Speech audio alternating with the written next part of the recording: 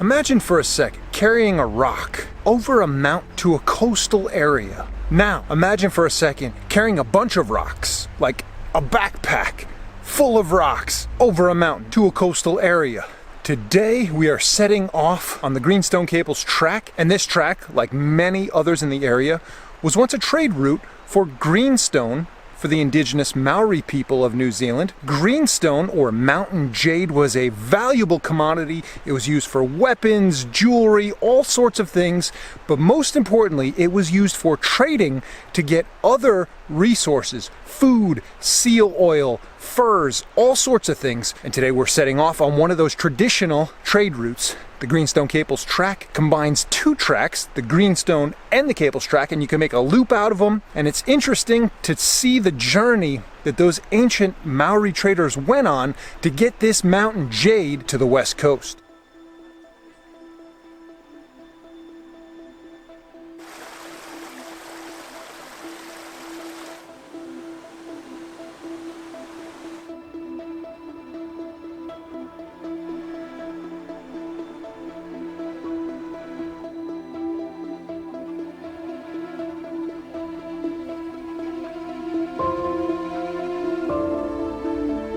So this is a 4-day track starting across the opposite side of Lake Wāhipounamu from Glenorchy, down the road from Kinloch here. And it just dips into Fiordland National Park for a second. You can connect it to the backside of the Routeburn Track, take it all the way to the divide, which takes you toward the Milford Sound Road.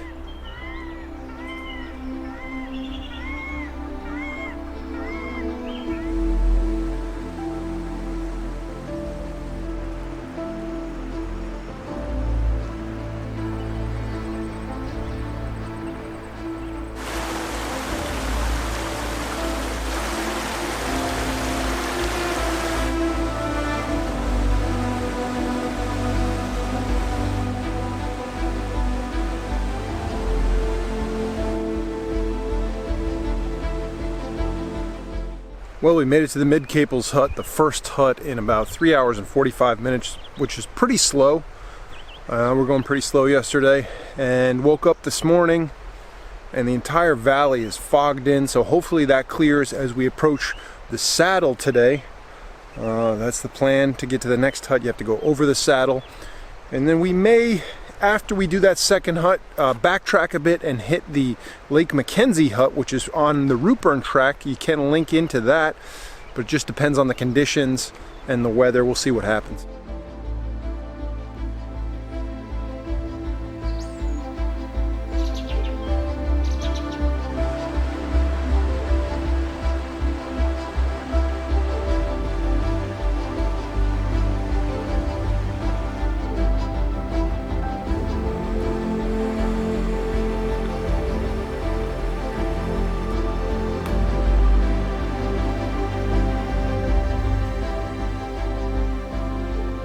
So today the upper Caples Valley is supposed to be relatively easy. I mean, yesterday was pretty flat as well until we get to the saddle, and that's somewhere around 500 or 600 meters of elevation gain up to the saddle. But it really would be nice if this mist cleared out so we could see some of those mountains as we go over the saddle. But definitely a much mellower time on this so far compared to the Reese Valley. Haven't had to deal with any bogs, and in fact they just they built a small little bridge here so that we wouldn't have to wade through this boggy section. But yeah, after doing Reese, this is pretty easy so far. We'll see how the saddle is. Supposedly there's no snow up there. I read something about at the start, before you start up the saddle, it can get pretty muddy, so we'll see.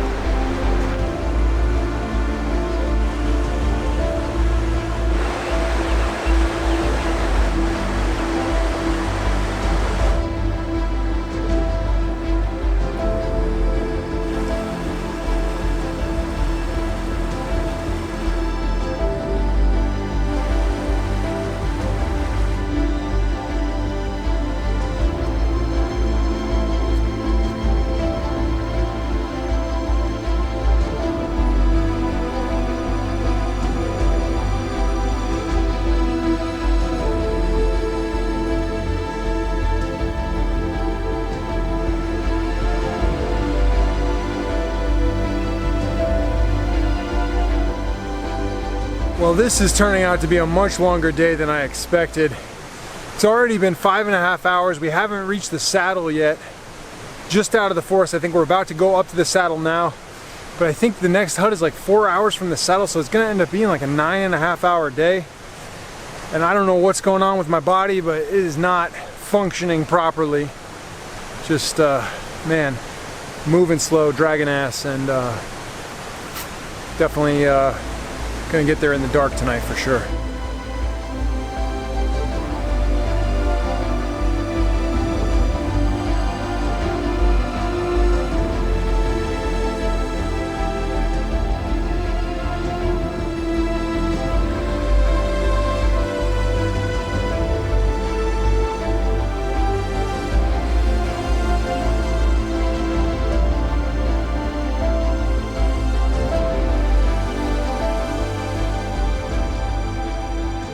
Made it to the saddle. Only took us, oh, how long did it take us to get here? 3:55. So it took us almost 6 hours to get here, which I think it's only supposed to take like 4 or less. So we got apparently possibly another 4 hours to the next hut, McKellar hut. So we'll be walking in the dark for possibly 2.5 hours, but hopefully going downhill it's easier. My body is starting to function now that I think I have ingested sufficient amount of caffeine for the day. Started off a little light, only like 75 milligrams, but bumped up to about 160 now, feeling good.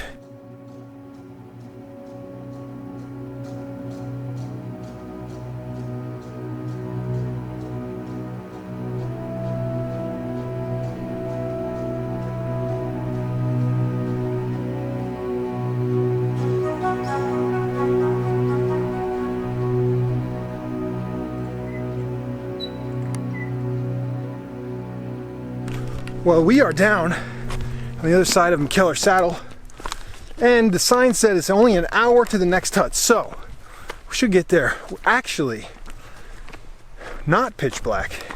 We might actually make it there without using our headlamps. It's just on the other side of this lake over here. I'm getting excited to put the bag down, get some hot food, and enjoy taking my boots off for the night.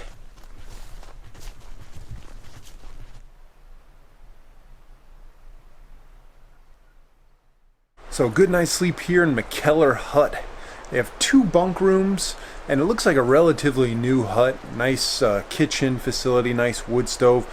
There's wood, but there's no coal for the wood stove, so couldn't get the fire super cranked last night. So it took just a little over 8 hours for us yesterday, which I guess is a pretty slow time. We talked to some other people who got here before us. It only took them 6. So I don't know what was going on with me yesterday. I think maybe I didn't eat enough breakfast or didn't have enough carbs in me.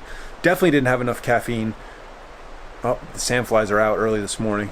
But hopefully that'll be remedied this morning. I had a big bowl of oatmeal full of dried fruit and a nice strong cup of coffee. So it looks like we're going to proceed down the Greenstone Valley. So this Lake McKellar, is sort of the main source for the Greenstone River, and we'll basically follow that for the next 2 days down the valley back to the car park. So I think the next hut is maybe 4 to 6 hours away. It's going to be a beautiful day here in the Greenstone Valley, the second half of the Greenstone Caples Track.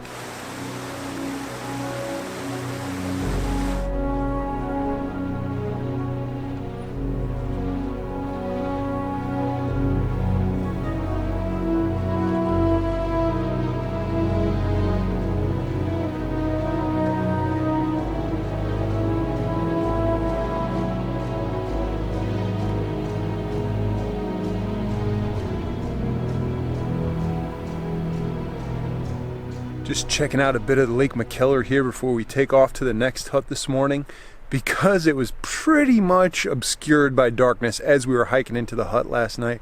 Beautiful forest. And I forgot to mention that actually, I believe once you get down from the saddle, between there and almost to the hut is the little slice of Fiordland National Park that this track incorporates into it.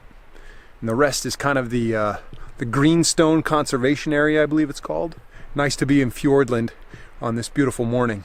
So like I said, when I started this video, this was a popular route to collect greenstone, and then they would take it over to the west coast for trading. And so the way that they would connect these tracks is they would take either the Greenstone Valley or the Caples Valley, come down this saddle, and then connect to Fiordland over there, and they would take the Wāhipounamu, what is now the Wāhipounamu Track or the Wāhipounamu Valley, out to the west coast. And that's how they would get the greenstone from these rivers out to the west coast, where they would trade it for, you know, seal furs and seal oil and all sorts of strange sort of native staples that they used back in the day. So there are a lot of options on the coastal areas for food, a lot of seafood, you know, mussels, shellfish, fish. And so what they would do is they would take the greenstone, which was prized for its strength. Supposedly it's as strong as steel. So they use it for tools, weapons, jewelry, and it was highly valued.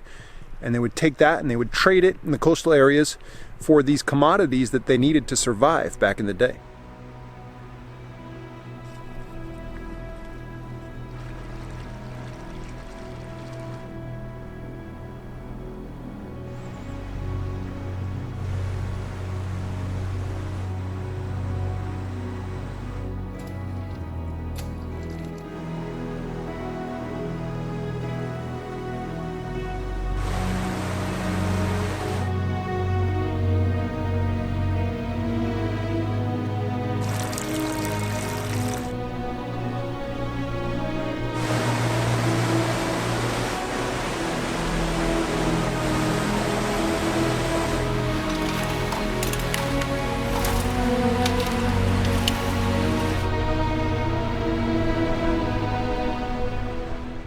Well, good morning from the Greenstone Hut here on our final day of the Greenstone Caples Track.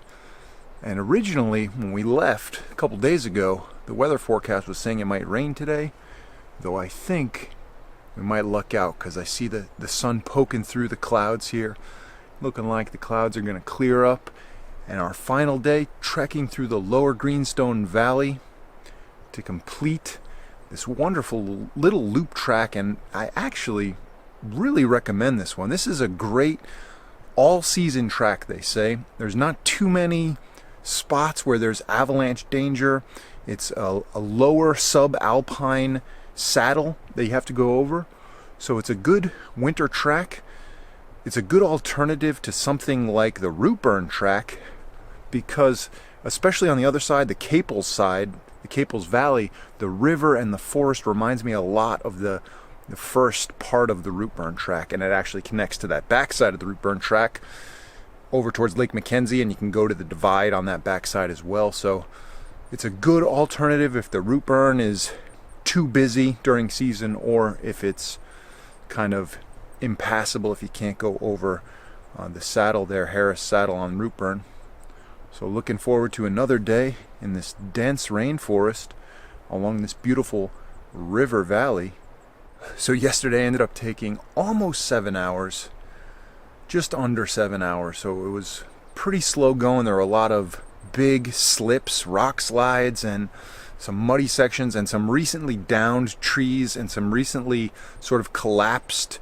The trail had collapsed or eroded away, so a few little diversions there. We're taking it real slow, but I actually enjoyed yesterday more than part of the Caples Valley, the early section of the Caples Valley. I just felt like there was more different sort of vegetation and different kind of boulders in the valley, as opposed to Caples just was kind of flat and prairie grass and wasn't all that interesting. It was still very beautiful with the mountains in the background, but